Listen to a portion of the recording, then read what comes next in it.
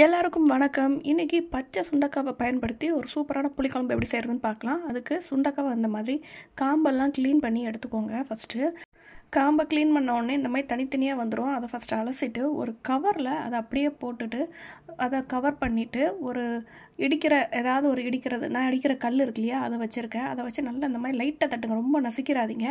லைட்டாக தட்டினீங்க அப்படின்னா இந்த மாதிரி ரெண்டு ரெண்டாக உடையும்.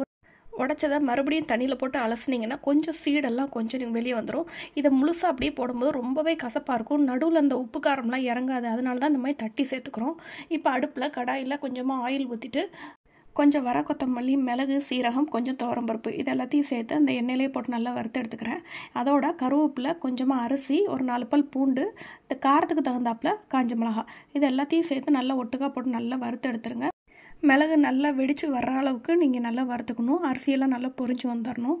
இதோட ஒரு தக்காளி பழத்தை நான் சேர்த்துக்கிறேன். ஏற்கனவே நம்ம ஒரு புளிக்குழம்பு செஞ்சுருப்போம், அதெல்லாம் இந்த மாதிரி செஞ்சுருக்க மாட்டோம். இது இன்னொரு மெத்தடு. தக்காளி பழம் சேர்த்து நீங்கள் இந்த மாதிரி அரைச்சி பாருங்கள். கல்யாண வீட்டில் சாப்பிட்ற மாதிரி இருக்கும் இந்த குழம்போட டேஸ்ட்டு. மறக்காமல் ட்ரை பண்ணி பாருங்கள். இப்போ அதை தனியாக எடுத்து அதை ஆற வச்சு அரைச்சி எடுத்துக்கலாம்.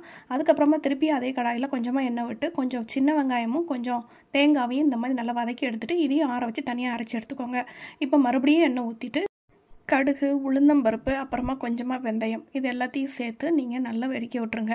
இதெல்லாம் வெடித்ததுக்கப்புறமா நம்ம தட்டி வச்சுருக்கோம் இல்லையா, அந்த சுண்டைக்காவை சேர்த்து இதுலேயே போட்டு நல்லா வதக்க போகிறோம். நம்ம வேணும்னா நீங்கள் தனியாக கூட வதக்கிக்கலாம். நான் ஆல்ரெடி இதில் சட்டியில் எண்ணெய் இருக்கிறதுனால அதை அப்படியே இதுலேயே சேர்த்துக்கிறேன்.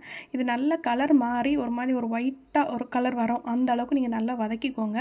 வதக்குனதுக்கப்புறமா அது நல்லா வதங்கிருச்சுன்னதுக்கப்புறமா நீங்கள் புளி தண்ணியில் நம்ம அரைச்சி வச்சுருக்கோம் இல்லையா, ஃபஸ்ட்டு அரைச்சி வச்ச மசாலாவை நல்லா புளி தண்ணியில் நல்லா கரைச்சி வச்சுருக்கிறேன். அதை இதோட சேர்த்து ஆட் பண்ணிக்க போகிறோம். அரைச்ச மசாலா கட்டி இல்லாமல் புளி தண்ணியில் நல்லா கரைச்சி வச்சுட்டு அப்படியே இதில் சேர்த்துக்கோங்க. சேர்த்துட்டு இதில் தேவையான அளவு கல்லுப்பு ஆட் பண்ணிக்கலாம். ஆட் பண்ணிவிட்டு அப்படியே டிஸ்டர்ப் பண்ணாமல் விட்டுருங்க. இது நல்லா கொதித்து இதோட கலர் நல்லா டார்க் ப்ரௌனாக வரும். அதுக்குள்ளார உங்களுக்கு அந்த சுண்டைக்காவும் நல்லா வெந்து வந்துடும். ஏற்கனவே வதக்கியிருக்கோம் இல்லையா, பாருங்கள் எவ்வளோ கலர் சூப்பராக வந்துருச்சு பார்த்தீங்களா. நல்லா தரன்னு கொதிச்சிருச்சு. இப்போ என்ன செய்ய போகிறோம் அப்படின்னா, நம்ம தேங்காயும் சின்ன வெங்காயமும் அரைச்சி வச்சுருந்தோம் இல்லையா, அந்த பேஸ்ட்டை இதோட சேர்த்து ஆட் பண்ணிக்க போகிறோம். ஆட் பண்ணிவிட்டு அதையும் நல்லா கொஞ்சம் நேரம் கொதிக்க விட்டுறலாம். இந்த புளிக்குழம்பு ரொம்பவே டேஸ்ட்டாக இருக்குங்க. இது கெட்டும் போகாது. தேங்காய் சேர்த்துருக்கோம் அதனால் இருக்குமா இருக்காதா அப்படிலாம் இல்லை. அந்த புளிக்குழம்பு நீங்கள் எப்படி 2-3 நாள் வச்சுருப்பீங்களோ அதே மாதிரி இதுவும் தாராளமாக நீங்கள் வச்சுக்கலாம். சூப்பரான டேஸ்ட்டில் அருமையான புளிக்குழம்பு ரெடி ஆயிடுச்சுங்க. சூடான சாதத்துக்கு இதை போட்டு பிசைஞ்சு சாப்பிட்டு பாருங்கள்.